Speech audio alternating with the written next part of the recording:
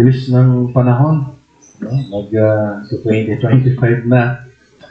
At isa lang sa dapat nating maging excitement ay ang pagbabalik ng ating Panginoong Jesucristo. Ano man ang nangyayari sa ating paligid, sa ating bansa, at maging sa mga bansa sa buong mundo, still, ang Diyos ay nakaupo sa kanyang trono at batid niyang lubos ang nangyayari at ito'y ayon sa kanyang pong soberenya. Kaya kung may mga hindi kanais-nais o hindi magandang pangyayari o nangyayari, magtiwala tayo sa Panginoon. Amen po. So ngayong umaga ay kinagagalang ko po na kayo makasama. Actually hanggang Miyerkules pa po ako ng gabi dito sa Bacoor para po sa atin pong prayer meeting. So, buksan niyo po yung Biblia sa pangalawang sulat ni Apostol Pablo para sa mga taga-Korinto. Ikalawang Korinto, Kabanata 4, at mga talatang 1 hanggang 18. Ikalawang Korinto, Kabanata 4, at mga talatang 1 hanggang 18. So, basahin natin yung buong kabanata at hindi man natin pagtuunan ng direktang pag-aaral ang bawat talata. So, kukuha lamang po tayo ng mga puntos para po sa ating aralin o tema para po sa linggo po ito. Kung nandiyan na kayo, ay samahan niyo po ako sa pagbabasa. Dahil sa habag ng Diyos, ibinigay niya sa amin ang paglilingkod na ito, kaya't hindi humihina ang aming loob. Tinalikuran namin ang lahat ng lihim at kayahayang gawain. Hindi kami nanluloko ng mga tao at hindi namin pinipilipit ang salita ng Diyos. Sa halip, hayagan namin ipinapangaral ang katotohanan, kaya't maaari kaming suriin ni naman sa harapan ng Diyos. Kung may talukbong pa, magandang balitang ipinapahayag namin, ito'y may talukbong lamang sa mga nakapahamak. Hindi sila sumasampalataya sapagkat ang kanilang isip ay binulag ng Diyos ng kasamaan sa daigdig na ito upang hindi nila makita ang liwanag ng magandang balita tungkol sa kalulatian ni Kristo na siyang larawan ng Diyos. Hindi namin ipinapangaral ang aming sarili, kundi si Kristo Jesus bilang Panginoon, at kami ay lingkod ninyo alang-alang kay Jesus. Sapagkat ang Diyos na nag-utos na magkaroon ng liwanag sa gitna ng kadiliman, ay siya ring nagbigay liwanag sa aming isip upang makilala namin ang kalulatian ng Diyos na nahahayag sa mukha ni Kristo. Ngunit kaming pinagkalooban ng kayamanan espiritual na ito ay tulad sa mga palayok na gawa sa putik, upang ipakilala ng dakilang kapangyarihang ito ay sa Diyos at hindi sa amin. Kabi-kabilaan ang pagpapahirap sa amin, ngunit hindi kami nalulupi. Kung minsay nababagabag, ngunit hindi kami nawawalan ng pag-asa. Inuusig kami, ngunit hindi pinababayaan. Napapatumba kami, ngunit hindi lubusang nailulugmo.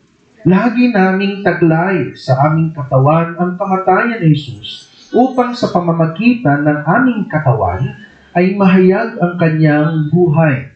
Habang kami nabubuhay, lagi kami nabibingit sa kamatayan alang-alang kay Jesus upang sa aming pagkatawang may kamatayan ay mahayag ang kanyang buhay. Kaya't habang nagwawagi sa amin ang kamatayan, nagwawagi naman sa inyo ng buhay. Sinasabi ng kasulatan, nagsalita ako sapagkat ako'y sumampalataya. Sa ganung ding diwa ng pananampalataya, nagsasalita kami dahil kami sumasampalataya. Sapagkat alam namin ang Diyos na muling bumuhay sa Panginoon Jesus ay siya ring bubuhay sa amin kasama si Jesus at magdadala sa atin sa kanyang piling. Ang lahat ng pagtitiis ko ay para sa kapakanan ninyo upang sa pagdami ng mga makakatanggap ng kagandahang loob ng Diyos, lalo pang dumami ang magpapasalamat sa ikaluluwalhati niya. Kaya't hindi kami nasisiraan ng loob. kahit na humihina ang aming katawang lupa. Patuloy namang pinalalakas ang aming espiritu araw-araw. Ang bahagya at panandaliang kabigatiang dinaranas namin ngayon ay magbubunga ng kagalakang walang hanggan at walang katulad. Kaya't ang paningin namin ay nakatuon sa mga bagay na di nakikita at hindi sa mga bagay na nakikita. Sapagkat panandalian lamang ang mga bagay na nakikita, ngunit walang hanggan ang mga bagay na di nakikita. Purihin po ang Diyos sa mga talatang ating pong binasa. Saglit tayong manalangin. Ama naming mapagmahal, mahabagin, at makatarungan, kami po'y lumalapit muli sa trono ng iyong biyaya upang purihin ka, sambahin ka sa pamamagitan ng aming pong taus-pusong pakikinig at pagtangkilik sa iyong mga salita. Ngunit kung saganang sarili naming kakayahan at karunungan, ito po'y magiging walang kabuluhan. Kung kaya't kami humihiling sa inyo na sa tulong ng iyong Espiritu Santo, Panginoon ay magkaroon ng mga matang totoong nakakakita at mga tengang totoong nakikinig. At dalangin din namin na kami pagkalooban ng mapagpakumbabang puso at pang-unawa upang lubos namin naintindihan ang mga papag-aaralan namin mula sa isang kabanata ng bahagi ng sulat ng iyong lingkod na si Apostol Pablo. At dalangin namin, O Diyos, na ang mga matututunan namin ay aming tiyak na may pamuhay sa tulong ninyo, hindi bilang isang obligasyon, kundi bilang pasasalamat sa hindi namin kayang tumbasang biyaya ang kaligtasan binagkaloob ninyo sa bawat isa sa amin. Lahat na ito'y hinihiling namin na may pagpapakumbaba sa pangalan ng iyong anak na si Jesus. Amen at amen. Ang ating tema para po sa mga talatang ating binasa ay hindi nasisiraan ng loob. Hindi nasisiraan ng loob. Itong December 14, kung hindi ako nagkakamali, ay paggunita sa ikapitong anibersaryo ng kamatayan ng isa sa mga champion sa Reformed Theology. Walang iba kundi si R.C. Sproul. Okay? Siya ay namatay December 14. So ngayon ang ikapitong taon ng anibersaryo ng kanyang kamatayan. At gustong-gusto ko yung kanyang sinabi minsan, sabi niya sa English, I will retire when they pry my cold dead fingers of my Bible. Titigil lang ako, sabi niya, kung ang aking mga kamay ay kanilang pinilit, kung ang malalamig at patay ng kamay ay kanilang inalis sa aking Biblia. Saka lamang ako titigil sa pangangaral ng salita ng Diyos. Okay? So, kung kayo ay sumusubaybay sa buhay dati ni R.C. Sproul, kahit na siya naka-oxygen, mga kapatid, tuloy pa rin yung kanyang pagtayo sa pulpito at pangangaral ng salita ng Diyos. Ano? So meron po siyang karamdaman, but then hindi siya tumigil. At nais ni R.C. Sproul sa mga salita niyang yan na paalalahanan ang mga mananampalataya na ang pagiging tapat sa Panginoon ay wala pong pagretiro. Okay? So, buhay lang at kalakasan ang pwedeng maging dahilan para isang totoong tapat sa Panginoon, okay, ay hindi makapag-isip ng pag-retiro. Ang kanya pong buong buhay na dedikasyon sa pangangaral ng salita ng Diyos, okay, ay natapos lang sa kanyang huling hininga. Okay? So ano ang nais ko pong ipunto? Ibig sabihin, si R.C. Sproul, bagamat siya ay nagkaroon ng karamdaman, hindi siya nasiraan ng loob. Okay? Hindi nagbago ang kanyang dedikasyon at katapatan sa Panginoon kahit pa siya ay mayroong karamdaman. But of course, alam ko, kung ang isang lingkod ng Diyos o ang isang mananampalataya ay tapat na namumuhay sa salita ng Diyos, mayroong persecution, mayroong pag-uusig, mayroong mga taong hindi katanggap, mayroong mga taong may mga masasabing masasakit na salita, But then, hindi yun dahilan para masiraan ng loob ang isang totoong mananampalataya. Now, sa sulat ni Apostol Pablo, sa ating pong binasa, ang background nito, yes, si Apostol Pablo ang sumulat nito at ito yung pangalawang beses niyang pagsulat doon sa mga mananampalataya sa Korinto. Kung naalala ninyo, kung ito'y nakalakay na, yung unang Korinto na kung saan kanyang isinulat ay bahagi ng kanyang pong pagdisiplina, no? Bahagi ng kanyang pong paalaala na may kasamang pagdisiplina doon sa mananampalataya sa Korinto dahil sa hayagang pamumuhay sa kasalanan at wala pong umaaksyon sa leadership para itama or ituwid ang mga hayag na pamumuhay sa kasalanan. And then, pinaniniwalaan ko na mayroon pang kasunod na sulat si Apostol Pablo. So, kung tutuusin, ang ikalawang Korinto ay pangatlong sulat ito. Pero pinaniniwalaan ng maraming Bible scholar at theologian na mayroon pa siyang isang sulat na matindi sa lahat. Pero nawala yon. Nababasa niyo po yun doon sa 1 Corinthians. Nawala yung sulat na iyon. At hindi pa ma-confirm kung yung sulat na iyon ay nakarating sa Korinto, pero sa tono ng sulat nitong ikalawang Korinto, masasabi na nakarating at nabasa.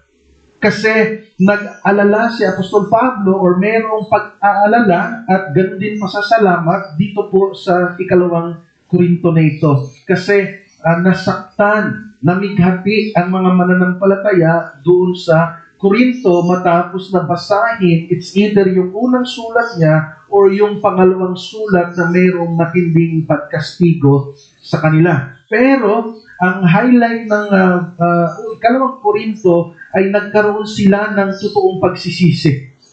Hindi na nila itinuring na kaaway si Pablo. That's why, maaring merong ilan na natira na masama pa rin ang loob kay Apostol Pablo, pero dito sa kanyang sulat ay kanya pa rin pong ibinigyan ng diin kung sino siya.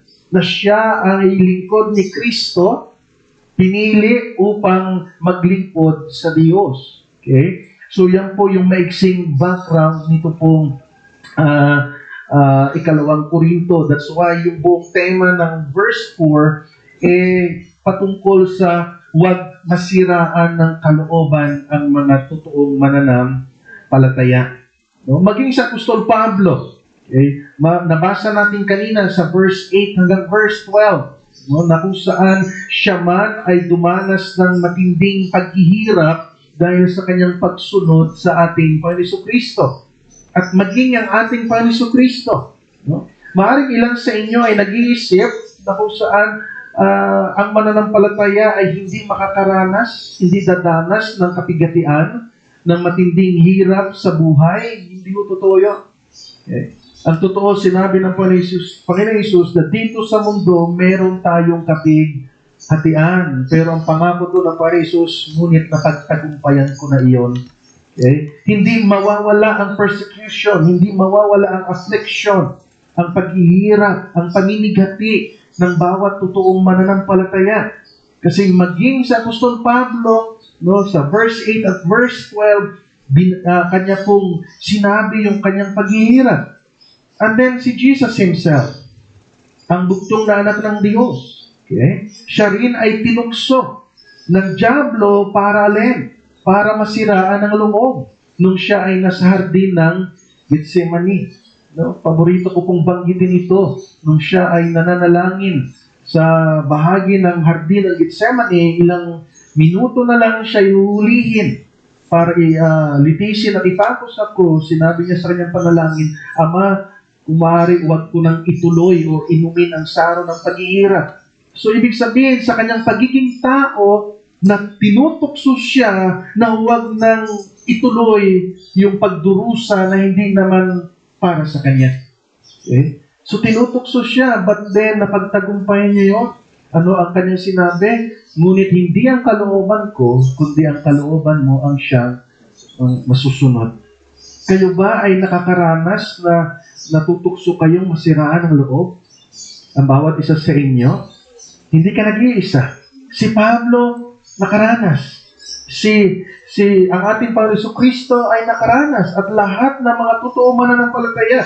Kung yung napansin ang series ng pag-aaral ninyo sa unang Pedro, yung sinulatan ni Pedro ay isa na yun sa pinakamatinding karanasan sa buhay ng mga Kristiyano.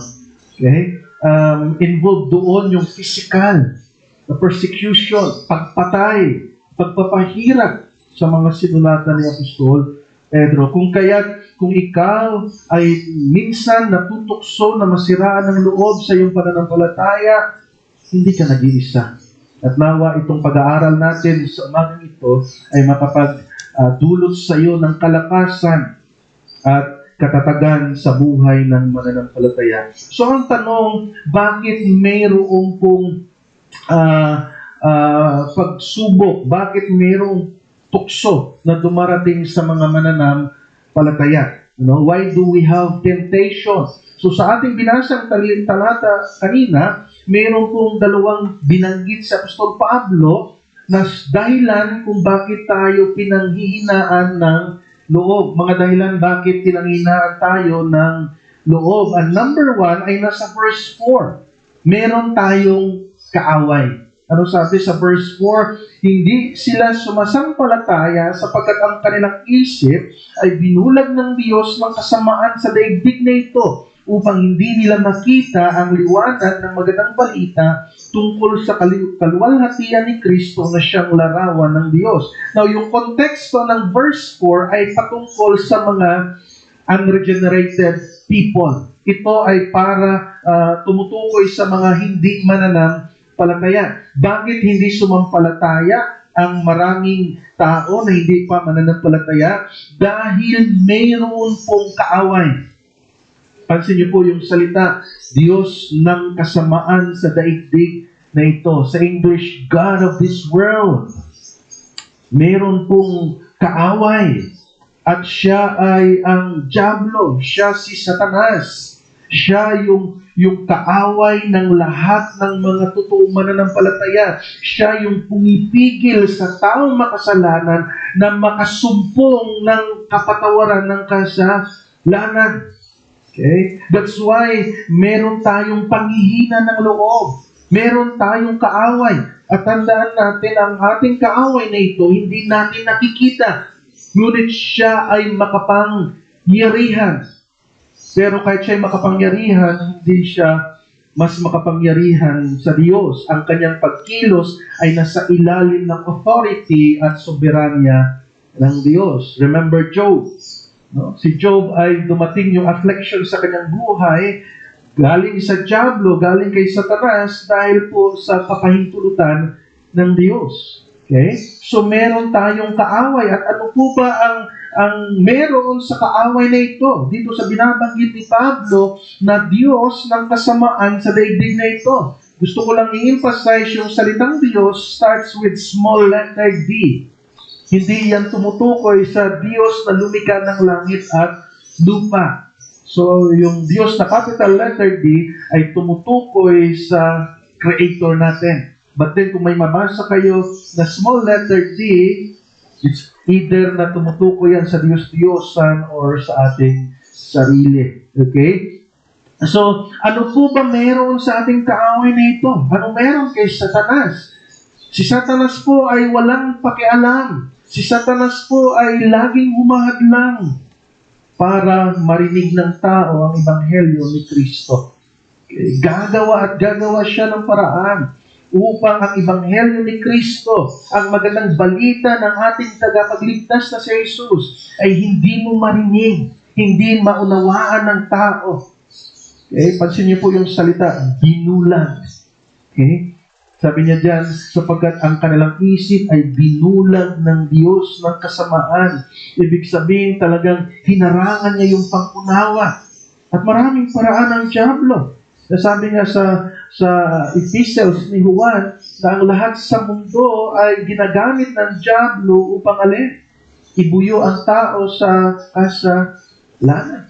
Okay? So marami siyang kaparaanan. So he has no care and concerned about the Savior. Wala siyang pakialam doon. He has no care and concern that people will bound to hell. Okay? Ang gusto niya sa tao ay alin? Mapahamak. Ang gusto niya sa nilikha ng Diyos ay sirain ito. Yan yung original niyang plano. No? Matapos na likhain ng Diyos ang lahat. No? Doon sa Genesis, ang kanyang ginawa ay sirain ang lahat ng mabuting nilikha ng Diyos. Now, sa ating panahon, ang target ng kaaway nating ito na hindi nakikita ay hadlangan ng iglesia. Hadlangan ang mga mananampalataya na ipakita sa taong makasalanan ang liwanag ng salita ng Diyos. Yes, mostly sinasabi natin na tayo asin at ilaw. Pero nagliliwanag ba talaga ang ating ilaw? Okay? Naririnig ba ng mga taong nakapalibot sa atin yung ilaw na ebanghelyo ni Kristo? Nakikita ba ng mga taong nasa palibot natin yung pamumuhay na may pagsunod sa Diyos? So yan yung layunin ng diablo. Ang harangan, ang pigilan, ang church, ikaw at ako, ang mga mananampalataya, na makita ng mga taong nakapalibot sa atin ang tunay na liwanag. Ang kanya ring trabaho ay gawing busy ang iglesia sa walang kabuluhang mga bagay. Okay. Trabaho rin ng diablo na pagmukhang biblikal ang gawain ng mga mananampalataya, gayong hindi naman. Okay? So, trabaho rin niya ang sirain ang reputasyon ng mga mananampalataya. Okay? Kasi kung sira ang reputasyon ng mananampalataya, wala ka ng tapang, wala ka ng mukha na iharap sa tao upang maging ambassador ng ating Panginoon. Ano sabi sa John 10, verse 10, na parito ang diablo, ang kaaway para alin? No, tawag sa kanya ay magnanakaw, dumarating ang magnanakaw para lamang magnakaw, pumatay at nanira. Ano ang trabaho ng magnanakaw, ng diablo? Magnakaw, nakawin ang katotohanan na itinuro sa iyo. Okay? Patayin ang pag-ibig mo sa Diyos at ang pag-ibig mo sa kapatid mo sa pananampalataya at sirain ang iyong alin? Reputasyon. So yan yung kanyang trabaho, sirain yung reputasyon, nakawin yung katotohanan na itinanim sa iyo. And then, patayin yung pag-ibig mo sa Diyos at pag-ibig mo sa iyong kapwa mananampalataya. So again, meron tayong kaaway. Okay? Trabaho niya ang hadlangan ang pangangaral ng Ebanghelyo at gagawin niya ang lahat para hindi ito marinig ng mga hindi pa mananampalataya. At kahit sa mga mananampalataya, araw-araw, we must remind ourselves about the gospel. At ano meron sa Ebanghelyo na dapat ipaalala sa atin? Ang pagiging masama ng kasalanan at ang biyaya ng Diyos na kapatawaran ng kasalanan dahil sa ginawa ng kanyang buktong na anak. Okay? Tandaan natin ang ating kaaway na ito hindi nakikita ay hindi laban sa ating kasiyahan. Ulitin ko po, ang diablo na kaaway natin, hindi siya hadlang, hindi niya hinahadlangan yung ating kasiyahan. Pero, ang ginagawa niya ay pinapalitan niya ito ng pansamantalang mga bagay upang nakawin sa iyo ang kagalakan. Okay? Minsan hindi na natin nalalaman o natutukoy ang pagkakaiba ng happiness sa joy. No? Ang kasiyahan sa kagalakan. Dahil bakit? Dahil ang trabaho ng diablo ay palitan ng panandaliang bagay upang ikaw ay maging masaya, pero ang totoo, unti-unti naman niyang ninanakaw ang iyong kagalakan. Hindi ba ang isa sa bunga ng Espiritu Santo, Galatians chapter 5, ay joy, kagalakan. Ang trabaho ng diablo ay alin? Palitan ito ng happiness. Palitan ito ng happiness sa pamamagitan ng alin? Pansamantalang mga bagay. So, beware. No? Maging maingat. Kaya tayo pinanghihinaan ng loob. Isa sa dahilan ay meron tayong kaaway na hindi nakikita. At kung hindi tayo maging mapanuri, hindi tayo maging aware bilang mananampalataya, then maaari ngang mahulog tayo sa pagkasira ng kalooban. Number 2, pangalawang dahilan kung bakit tayo pinanghihinaan ng loob. Meron tayong kahinaan. Okay? Hindi tayo perfecto. Okay? But, nung original na paglikha ng Diyos sa tao, ang tao ay perfecto. Si Adan at si Eva, nung nilikha niya, wala itong kahinaan. Pero nung sinuway nila ang utos ng Diyos, then lahat ng tao ay mayroong kahinaan. At yan ay mababasa natin sa verse 7. Verse 7, sabi diyan,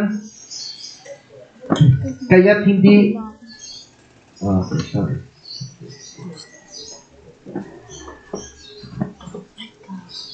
Chapter 4, verse 7, kung babalikan lang natin, ngunit kaming pinagkalooban ng kayamanang spiritual na ito ay katulad sa mga palayok na gawa sa putik upang ipakilala na ang dakilang kapangyarihan ito ay sa Diyos at hindi sa amin. Yung konteksto ng verse 7 na bagamat ang mga apostol ay pinagkalooban ng kayamanang spiritual, sila pa rin ay nananatiling alin.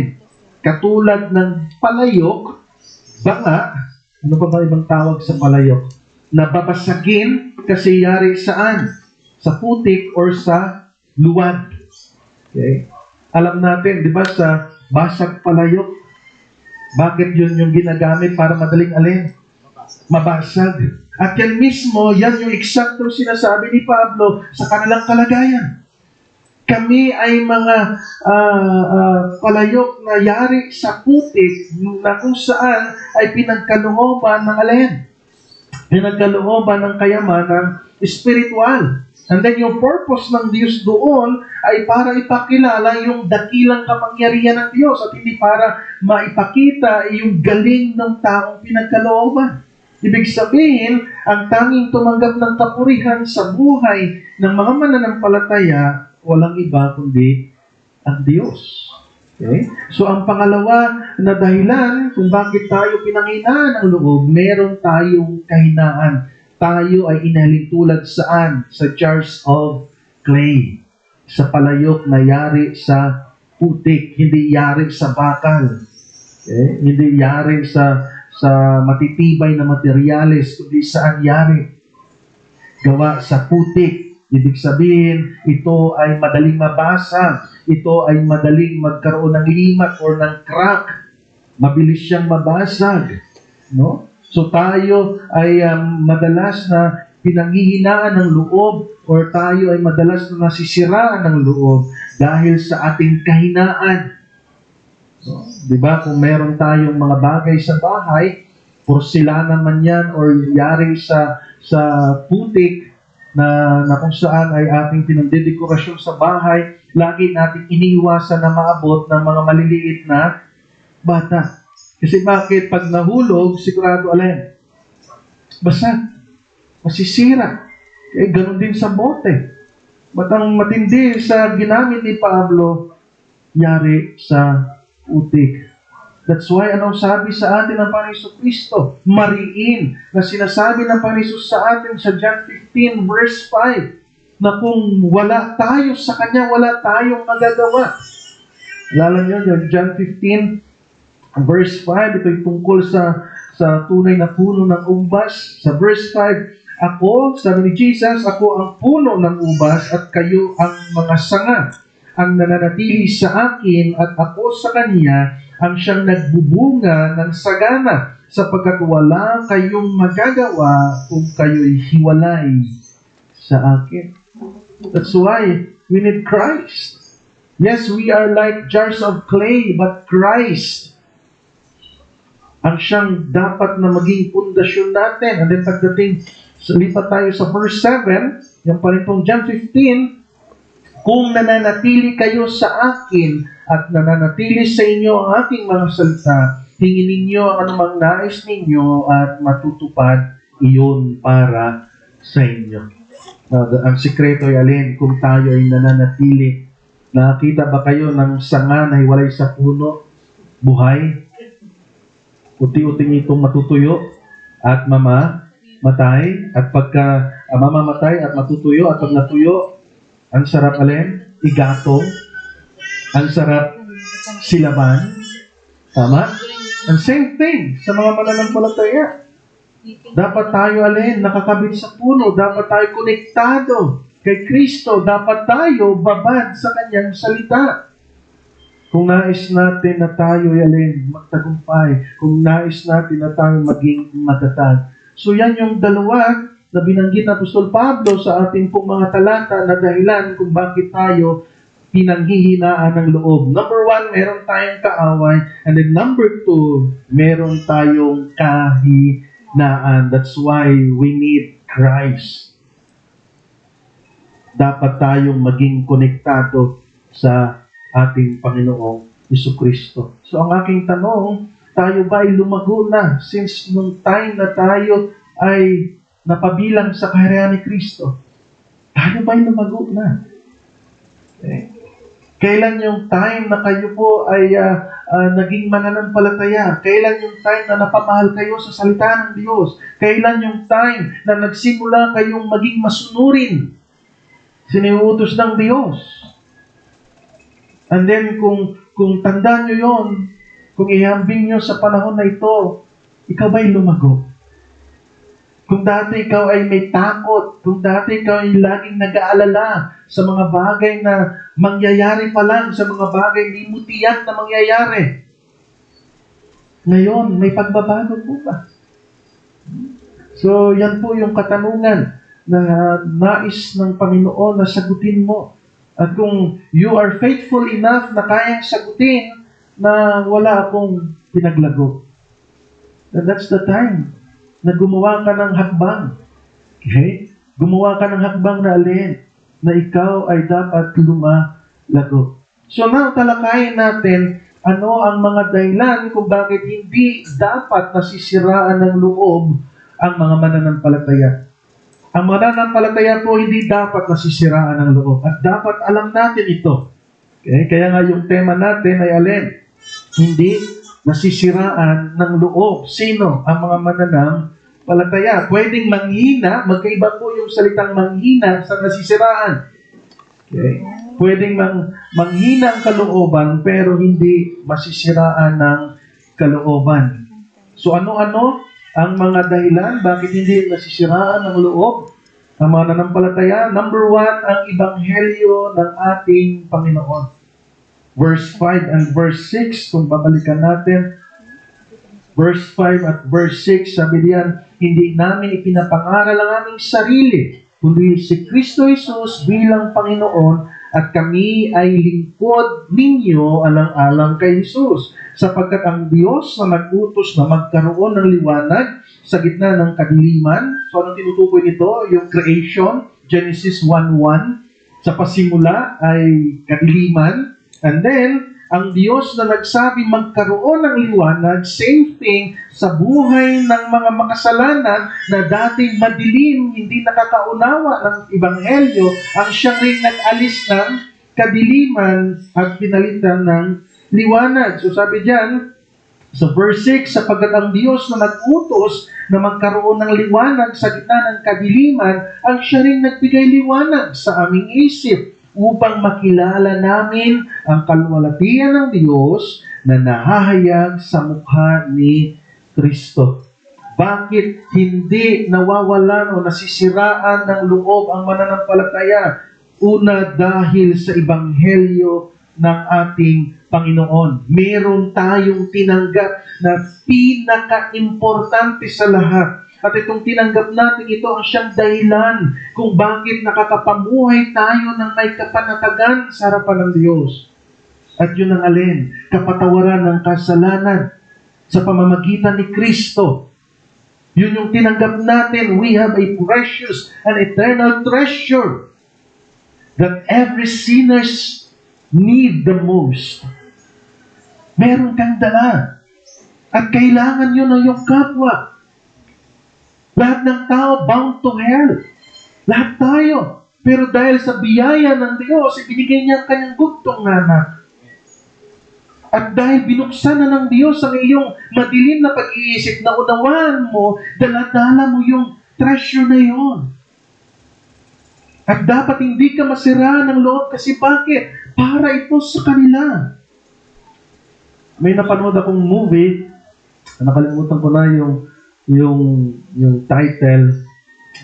Isa siyang war movie, Christian movie siya, na kung saan ang kanyang trabaho, isa siyang sundalo pero hindi siya bumabaril. Nung una pa nga sa training, gusto na siyang paalisin. Hacksaw Ridge ba yun? Opo. Napanood niyo ba? Ang kanya lang ay medic siya. Pinitisyon siya na alisin siya. Pero nagwagi pa rin yung case niyang iyon at napabilang pa rin sa pagiging sundalo. At kahit na puro sugat ang kanyang kamay sa pag-rescue ng kanyang mga kasamahan na sugatan at kahit kaaway nila na sugatan, tinutulungan niya. Ano sabi niya? I will rescue more. More.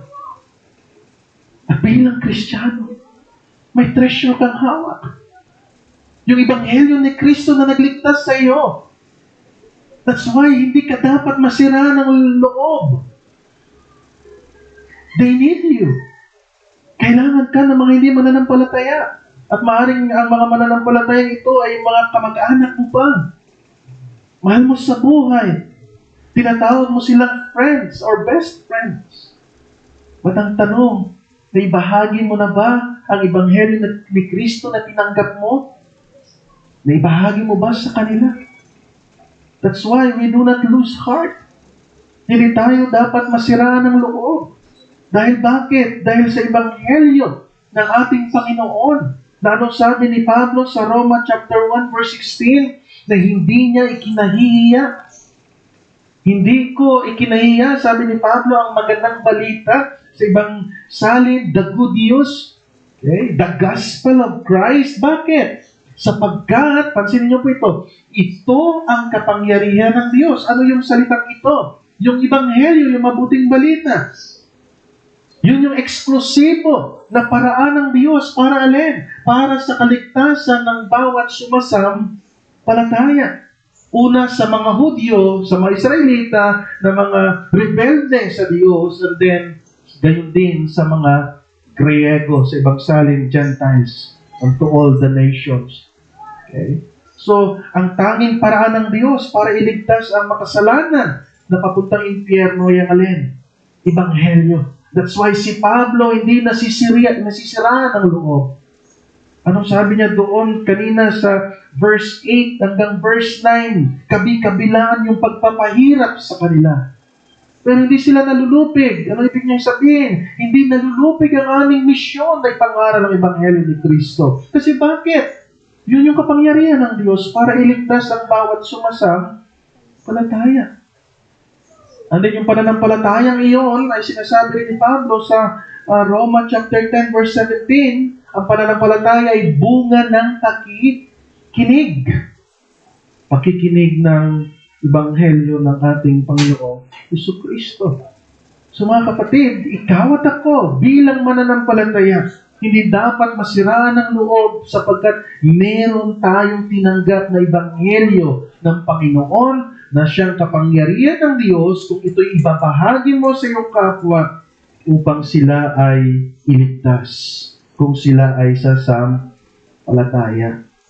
And again, balikan natin yung 2 Corinthians chapter 1 verse 6. Sabi diyan, kung naghihirap man kami, at kung titingnan niyo po yung Book of Acts at sa mga sulat ni Pablo, grabe yung suffering nila. Grabe yung persecution. Ano yung sabi niya diyan? Kung naghihirap man kami, ito'y para sa ikaaaliw at ikaliligtas ninyo. Gusto ko yung sinabi ni Pablo na hindi na siya ang nabubuhay kundi si Kristo. Okay. Now, sabi pa niya, kapag naaliw kami, kayo may naaaliw rin at lumalangas upang inyong matiis, kagaya nila, tinitiis nila yung hirap. Ganon din ang kanyang layunin sa mga mananampalataya, upang inyong matiis ang mga kapigatiang dinaranas ninyo tulad namin. Upang hindi masiraan kayo ng loob. Nagpapakita kami, kumbaga sinasabi ni Pablo, nagpapakita kami ng alin?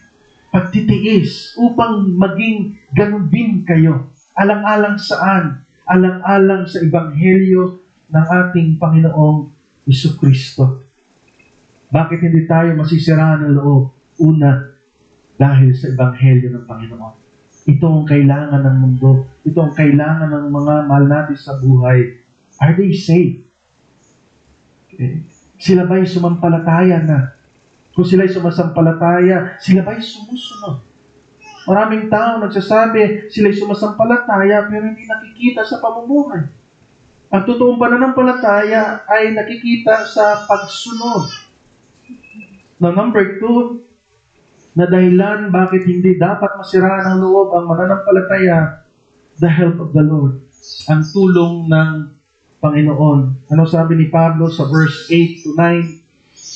Kabi-kabilangan ang pagpapahirap sa amin, ngunit hindi kami nalulupig. Kung minsa'y nababagabag, matinding pag-aalala ko ang pagkabagabag, ngunit hindi kami nawawala ng pag-asa.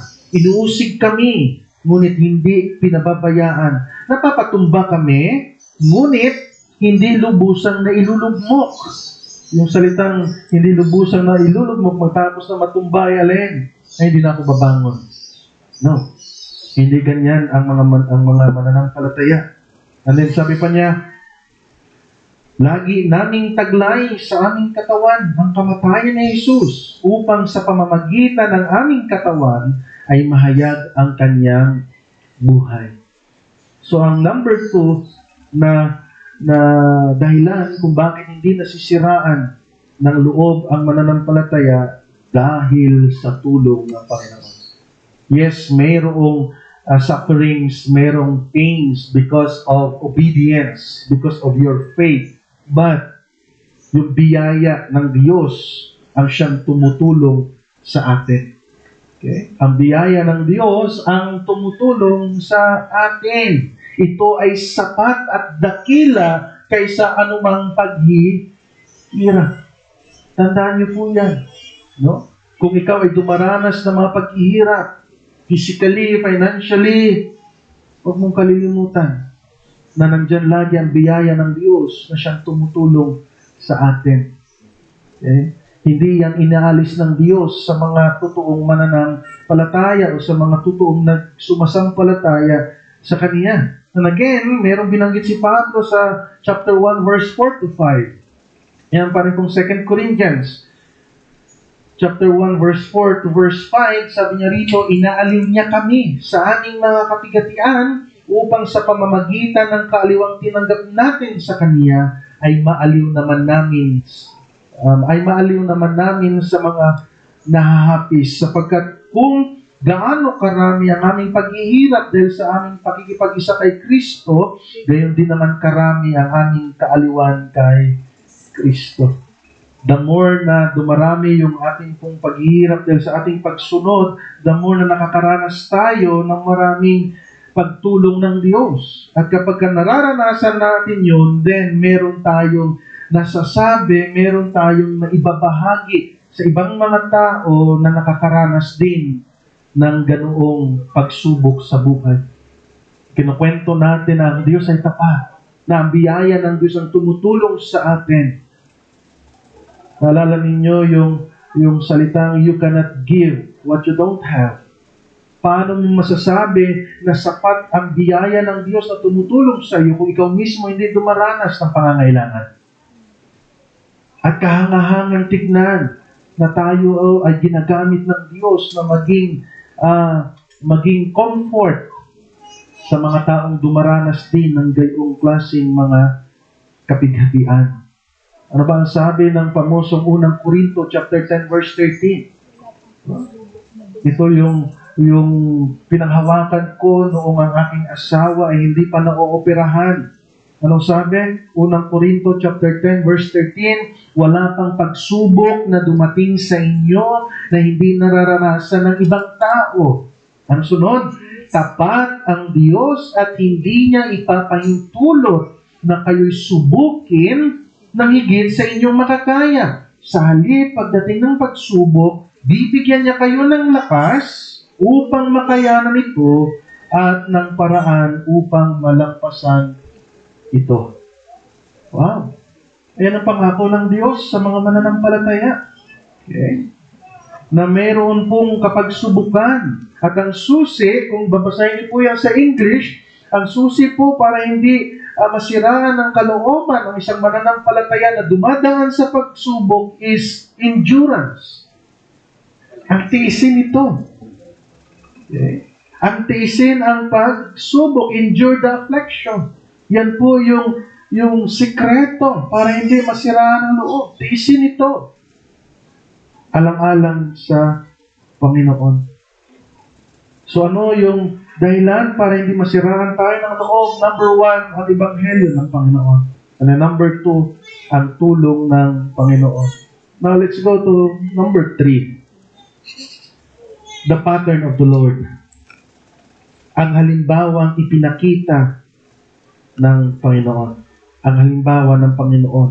Yan ay mababasa natin sa verse 10 to verse 15 ng 2 Corinthians chapter 4. Kung sabi ng verse 10,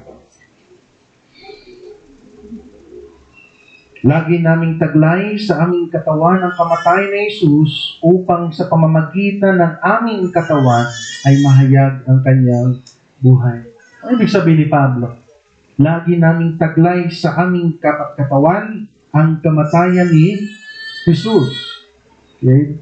Bakit? Upang sa pamamagitan ng aming katawan ay mahayag ang kanyang buhay. Verse 11, habang kami nabubuhay, lagi kaming nabibingit saan?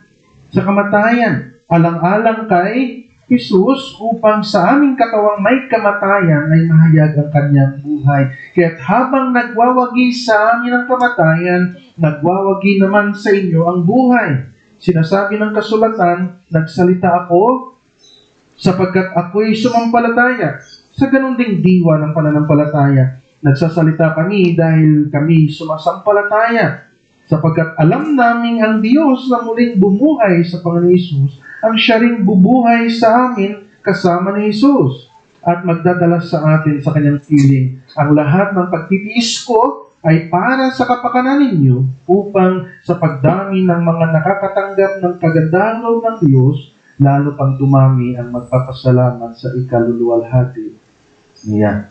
So ano ang number 3? Ang halimbawang ibinigay sa atin o itinakita sa atin ng Panginoon. Ano ang importanteng hawak ng isang sculpture? Okay. Martilyo at pait or chisel. Okay. Without that, siya kaya ay makakagawa ng isang magandang obra maestra. Makakagawa kaya siya ng magandang disenyo sa isang pintuang kahoy. Ang tawag dyan ay pag-carving. So, importante ng alin? Chisel at martilyo. Ngayon, kung hawak mo lang yon at hindi mo ginagamit ng ayon sa nararapat, wala rin mararating. Ano ba ang trabaho ng martilyo? Ang ipukpok. At ang chisel ang siyang tatanggap ng pwersa galing sa martilyo. Okay? So, sa ganun ding diwa, no? Importante po ang mga pagsubok sa buhay ng mananampalataya upang maging wangis o mahubog ang mananampalataya sa wangis ng ating Panginoong Jesucristo. Ang mga pagsubok, ang mga suffering because of our faith that molds us unto the image or likeness of our dear Savior Jesus Christ. Okay? The more na tinitiis natin ang suffering, the more na tayo ay nahuhubog sa wangis ng ating Panginoong Jesucristo. Kanina, meron akong hinighlight sa verse 10,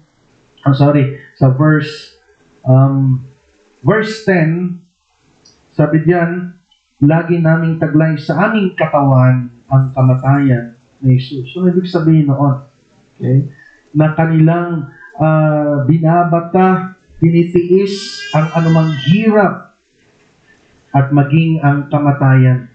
Okay? Ibig sabihin, laging sariwa sa kanilang isipan yung halimbawang ibinigay ni Kristo. Yung paghihirap niya at maging yung kamatayan niya, yung uri ng kanyang kamatayan. Malinaw ito sa kanilang kaisipan. That's why naharap nila ang anumang mabibigat na pagsubok at napagtatagumpayan dahil sa halimbawang ipinakita ng ating Panginoong Jesucristo. Alala ko ang isa nating kapatiran sa Tilaga, siya po ay nasa 70s na ng kanyang buhay. And every time na mayroong kapatiran na umaaray sa mga pagsubok, alam niyo po kung lagi niya nung payo niya. Naalala niyo ba yung hirap ng ating tagapagligtas? Wala sa katiting ang iyong dinaranas. Paano hinarap ng ating tagapagligtas yung mga hirap nung siya ay nag-alay ng kanyang buhay? Hindi siya nagreklamo. Hindi siya nanlaban sa mga tao. Bagkus nagpakita siya ng pagpapakumbaba. At same thing sa ating mananampalataya. Bakit hindi tayo dapat masira ng loob? Dahil meron tayong pattern. Meron tayong perpektong halimbawa. At yan yung ikinakita sa atin ng ating Panginoong Jesucristo. Ang Diyos ay nagpapahintulot sa kanyang mga anak na mga pagsubok, na mga hilahin sa buhay upang tayo ay maihubog na maging katulad ng ating Panginoong Jesucristo. Yan yung ideya kanina ng unang Korinto chapter 10 verse 13. Na wala pang pagsubok na dinaranas natin na hindi dinanas ng iba. Bagkus nandyan ang tulong ng Panginoon. Hardship conforming us unto the image of Christ. Tandaan natin yan. Okay? Recap tayo. Ano yung tatlong dahilan bakit di masisiraan ng loob ang mananampalataya? Una, ang ebanghelyo ng Panginoon. Number 2, ang tulong ng Panginoon. And then number 3, ang halimbawa na pinakita sa atin ng Panginoon. At panghuli, yan ay makikita natin sa verse 16 at sa verse 18. Ang pangako ng Panginoon. Ano sabi sa verse 16 to 18? Kaya't hindi kami nasisiraan ng loob. Pansin niyo po yung salitang kayaan.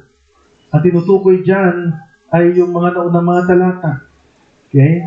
Kaya't hindi kami nasisiraan ng loob. Kahit na humihina ang aming katawang lupa, hindi na babago yun. No? Kung ikaw ay bata ngayon, tatanda at manghihina tayo. At kung ikaw ay matanda naman na ngayon, okay?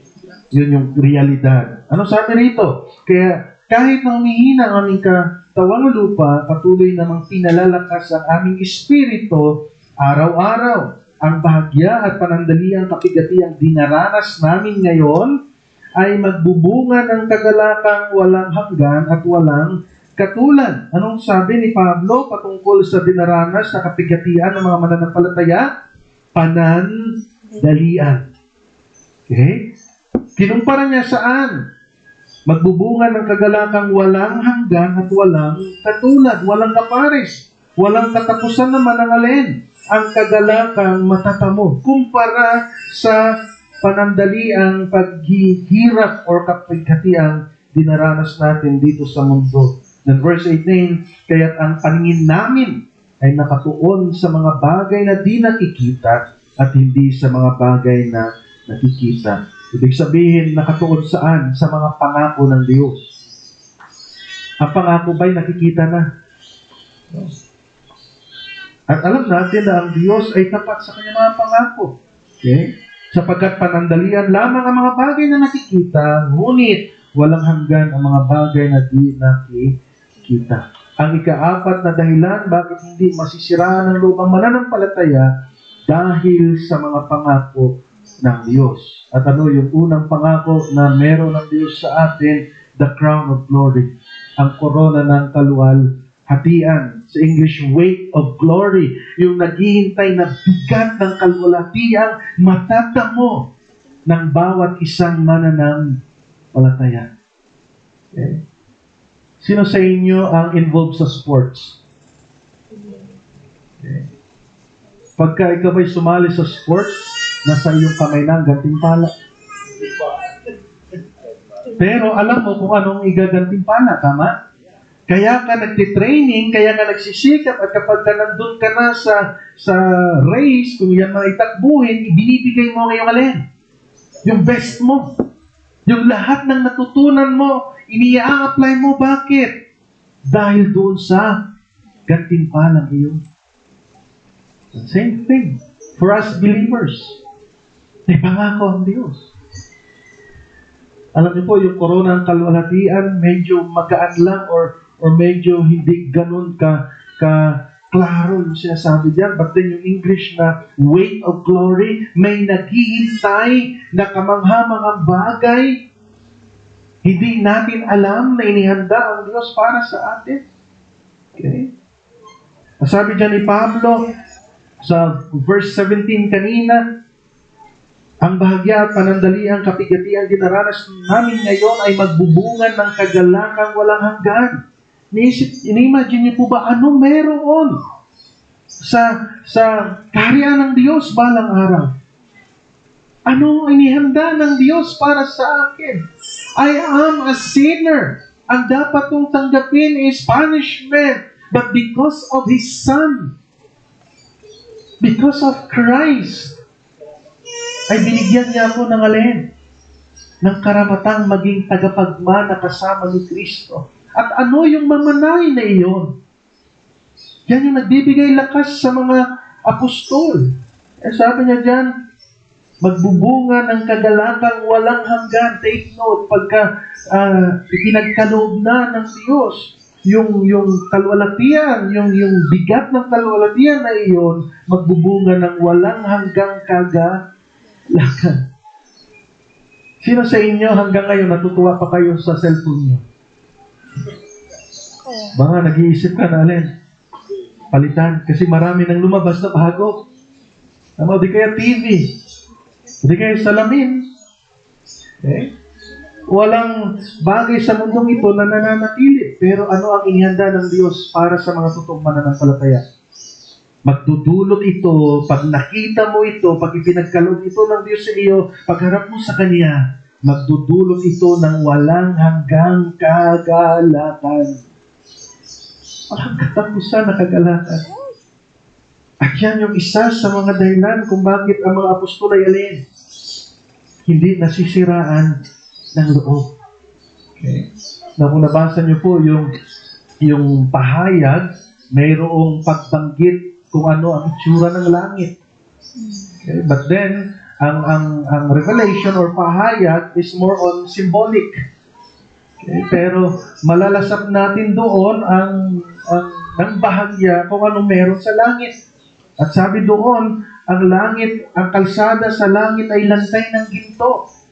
Merong 12 pintuan na bawat isa ay yari sa iisang elemento.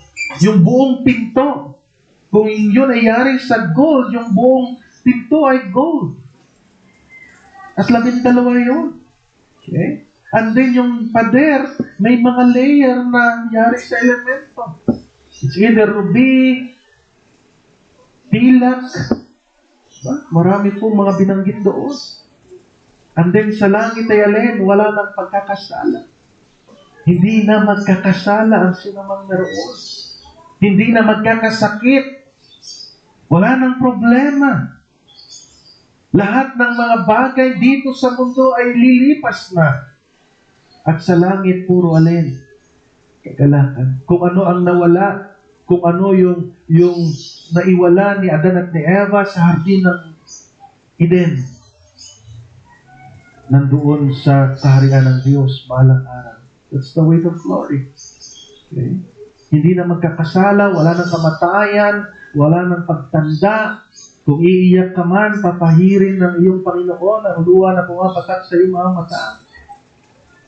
Ano po dati iniisip ko, di ba wala nang pain sa langit, pero bakit iiyak? Di ba meron namang tears of joy, right?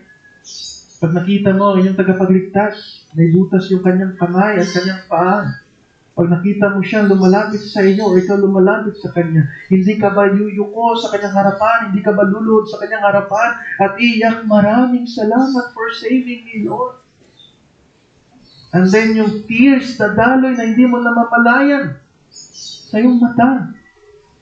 Ano sabi doon, papahirin niya yung luha na iyan. I'm excited for that.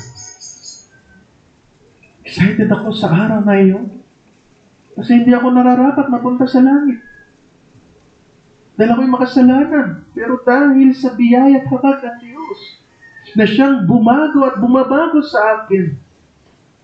Alam ko dahil kay Kristo, makakapiling ko siya for all eternity. At bilang pasasalamat, kaya ako nag-aaral at nagbabahagi ng salita ng Diyos. At kayo din, do your part. Gawin niyo yung bahagi ninyo. Hindi bilang isang obligasyon, kundi bilang pasasalamat sa kabutihan ng Diyos.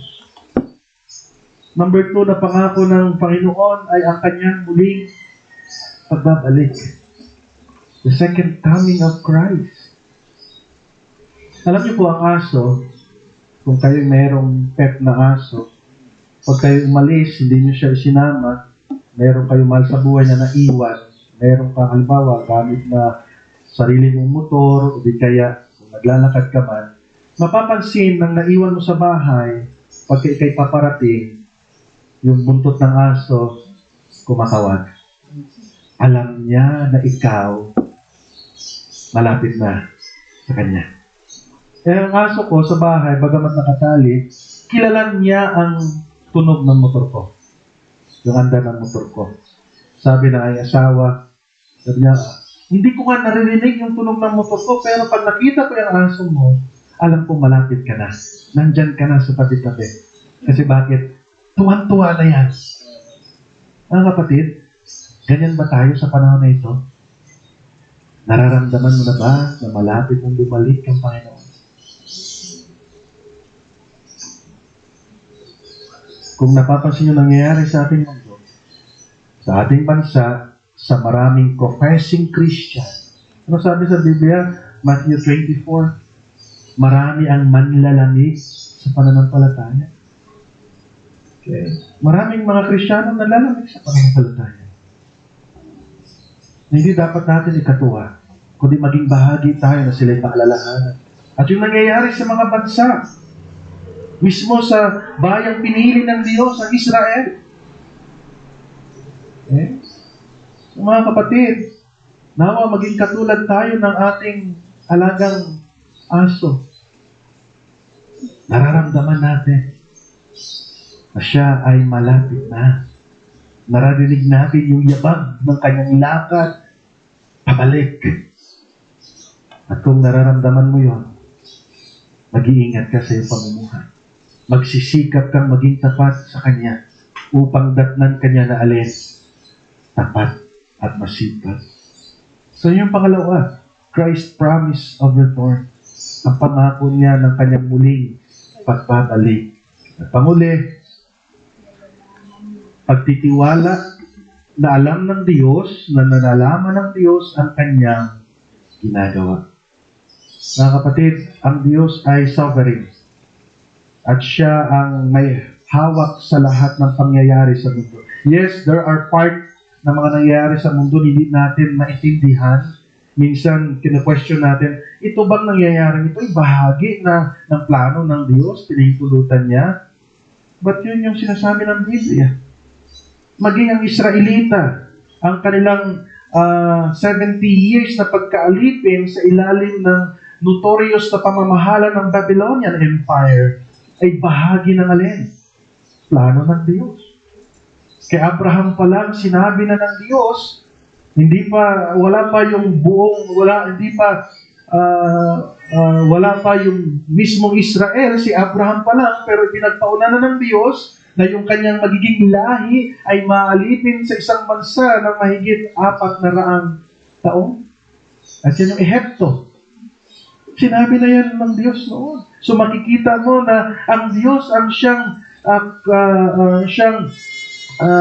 soberanong kumukontrol sa lahat ng bagay. And then maging sa personal na buhay ng kanyang mga anak, sa iyo at sa akin. And then kung may nangyayari sa atin na hindi kagandahan, pagsubok, paghihirap, persecution, dahil sa pananampalataya, magtiwala sa Diyos dahil alam niyang tiyak kung ano ang kanyang ginagawa. Okay. Meron niyang isang kapatiran sa tulos na nagsabi na, Pastor, paano kaya itong karamdaman ko? Tagal ko nang pinag-pray na gumaling pero hindi gumagaling. Then ang tanging sagot ko sa kanya, baka naman mali ang pagharap mo sa karamdaman na meron ka. Baka naman ang dapat mong gawin, Panginoon, kung itong karamdaman na ito ay makapagbigay kaluwalhatian sa iyo, mangyari. Tulungan niyo lamang po akong maging matatag.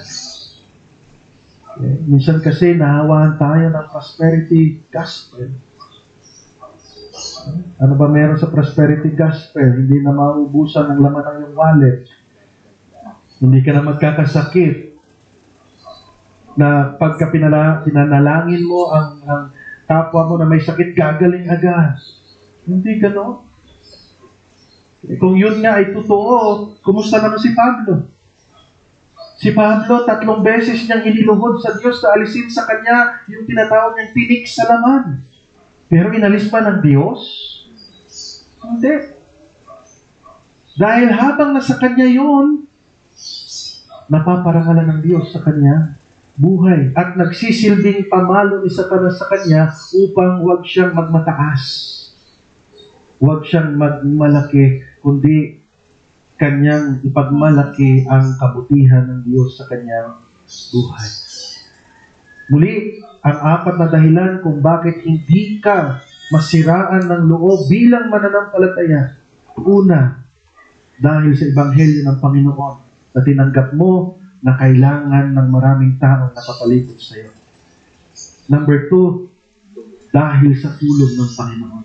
Kung ikaw ay kabilang sa mga anak ng Diyos, hindi ka pababayaan ng Panginoon. At ang bawat nangyayari sa iyong buhay, kahit pa mga pagsubok, ay bahagi ng plano ng Diyos upang ikaw ay maging kawangis ng kanyang bugtong na anak. Number 3, dahil sa halimbawang ipinakita sa atin ng Panginoon, ng ating Panginoon Kristo nung siya dito sa mundo, nung nag-alay siya ng kanyang buhay. Maging pattern natin yun, kopyahin natin yun, gayahin natin yun. Then panghuli, mga pangako ng Panginoon sa atin. Tiyak ang nangako, tutuparin niya ito. So sa ating pagtatapos, meron tayong 2 hamon. Una, ang mga mananampalataya ay may tiyak na kinabukasan. Bakit ka masisiraan ng loob? Kung ikaw'y mananampalataya, tiyak ang iyong kinabukasan. Ano lang kailangan mong gawin? Dapat ka magpasakop sa Panginoon. Sundin mo. Okay? Kagaya ni Joseph, ni Jose. Siya ay inaayawan ng kanyang mga kuya. Nagsiselos sa kanya ang kanyang mga kuya. Then siya ay ginawa ng masama. Biyaya ng Diyos, hindi natuloy ang pagpatay sa kanya. Siya ay binenta para makarating saan? Sa Ehipto. At siya pinagkatiwalaan ni Faraon. Ngunit siya alin? Pinagbintangang nanggahasa sa asawa ni Potiphar. Nagreklamo ba siya? Never. Alam niya yung kanyang vision. Sa vision niya, nung hindi pa siya nakakaalis sa tahanan ng kanyang ama, ang kanyang nakikita ay ang mga uhay ay luluhod sa kanyang harapan. Okay? At ang mga bituin ay luluhod sa kanyang harapan. Malinaw sa kanyang kaisipan yun. Never siya nagreklamo. At nung siya ay nakakulong, at kinalimutan ng kanyang binilinan na isang preso na tinulungan niya sa panaginip, hindi siya nagreklamo. Ano ang naging dulo? Nangyari ang kalooban ng Diyos sa kanyang buhay. Naging pangalawa siya sa makapangyarihan saan? Sa Ehipto, at nakatulong siya sa marami. Same thing. Kung alam mong may pangako ang Diyos, na buhay na walang hanggan, na mansyon sa langit, na doon wala ng kamatayan, wala ng paghihirap. So bakit ka masisiraan ng loob? Dahil sa panandaliang mga hirap sa buhay bilang mananampalataya. Ulitin ko po, ang mga mananampalataya ay may tiyak na kinabukasan. Bakit ka masisiraan ng loob? Number 2, panghuli, sa karakter at pangako ng Diyos ka magtiwala at pumanatag ka dahil siya ang nagbibigay sa lahat ng iyong kailangan. Okay? Meron bang tatay na pabaya o responsableng tatay na pabaya sa kanyang mga anak kahit masuwahin? Di ba wala? Obligasyon ng isang responsableng tatay na ipagkaloob sa kanyang mga anak, masuwayin man o masunurin, ang kanilang pangunahing pangangailangan. How much more ang ating amang nasa langit? Okay? Sabi ng Panginoon Jesus sa Mateo, kung yung ibon niya kung yun yung bulaklak yung kagandahan ng suot ng bulaklak, si Solomon niya hindi nakasuot ng ganong kagara. Yung mga ibon hindi nagtatrabaho, hindi nag-iimbak sa bodega, pero pinakakain ng inyong amang nasa langit, kayo pa kaya? Mga kapatid, hindi dapat tayo nasisiraan ng loob. Dahil bakit? Dahil sa apat na natutunan natin, kailangan tayo ng mundo, kailangan tayo nating kapwa, dahil sa Ebanghelyo ni Kristo, tinutulungan tayo ng Panginoon, may halimbawang ibinigay sa atin ng Panginoon, at panguli, ang mga pangako ng Panginoon. Tayo po'y manalangin. Banal at makapangyarihan naming Diyos, aming Amang nasa langit, tunay nga na kung kami ay nag-aaral ng iyong salita, maaalis at mababaklas ang anumang pag-aalala, ang anumang hindi tamang paniniwala na meron ang sistema ng aming kaisipan. Sapagkat kaya kami na nagkakaroon ng pag-aalala ay dahil sa pakikisalamuha namin sa mundo pong ito. Mas maraming panahon ang aming pong pakikitungo sa mundo kaysa sa inyong mga salita. Ngunit salamat sa umagang ito. Pinalalahanan niyo po kami na hindi dapat kami masiraan ng loob. Kaya kami namumuhay sa mundong ito bilang mga anak mo upang magbigay luwalhati sa iyo. At sinabi sa isang awitin na ang kagalakan ng aming Amang nasa langit ay magiging kalakasan namin ng mga mananampalataya. Kung kami totoong nagbibigay galak sa inyo, gagawin niyo naman itong kalakasan namin habang namumuhay sa mundo ito. Salamat sa iyong mga lingkod, sa buhay ng Apostol Pablo, at maging lalatigit ng aming Panginoon Kristo. Dahil ang mga iyon ay halimbawa kung paano kami mamuhay sa mundo ito. Tulungan niyo kami na sa aming natitirang buhay sa mundo ito ay makapagbigay sa iyo ng kagalakan bilang pasasalamat sa iyo pong kagandahang loob para sa amin. At dalangin ko rin po, Ama, kung meron man sa aming kalagitnaan na ngayon ay meron pong dinadaan ng mahigpit na pagsubok, kung ito man ay dahil sa kanyang pagiging mananampalataya ng aming Panginoon Kristo. Nawa ang mga natutunan namin ngayong umaga ay tunay ngang makatulong sa Kanya. Ngunit kung kami man, kaya kami dumaranas ng paghihirap, kapigatian ay dahil sa katigasan ng aming ulo. Marapat lamang yun, sapagkat maging ang inyong pong pagdisiplina ay bahagi na yung pag-ibig sa amin. Inialay namin sa inyo ang aming papuri at pasasalamat sa pangalan ng iyong anak na si Jesus. Amen.